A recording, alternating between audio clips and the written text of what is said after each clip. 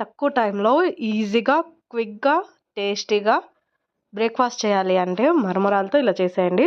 ముందు ఒక వెడల్పుగా ఉన్న గిన్నెలో వాటర్ తీసుకొని అందులో కొద్దిగా సాల్ట్ వేసుకొని మరమరాలను వేసేసి ఒక 2 మినిట్స్ ఇలా వాష్ చేసినట్టుగా చేసి వాటర్ స్క్వీజ్ చేసి ఒక ప్లేట్‌లో వేసి పక్కన పెట్టేసుకోవాలి. తర్వాత స్టవ్ మీద ప్యాన్ పెట్టుకొని అందులో ఆయిల్ వేసుకొని తాలింపులోకి ఆవాలు, జీలకర్ర, కొద్దిగా శనగపప్పు, పల్లీలు, ఉల్లిపాయ ముక్కలు, పచ్చిమిరపకాయ ముక్కలు, కొద్దిగా కరివేపాకు వేసి బాగా ఫ్రై చేసేసుకోవాలి. ఫ్రై అయిన తర్వాత టేస్ట్‌కి సరిపడినంత సాల్ట్, పసుపు, కొద్దిగా కారం వేసి మళ్ళీ ఫ్రై చేసుకోవాలి. ఆ తర్వాత మనం స్క్వీజ్ చేసి పెట్టుకున్న మరమరాల్ని కొద్ది కొద్దిగా వేసుకుంటూ ఇలా కలుపుకోవాలి.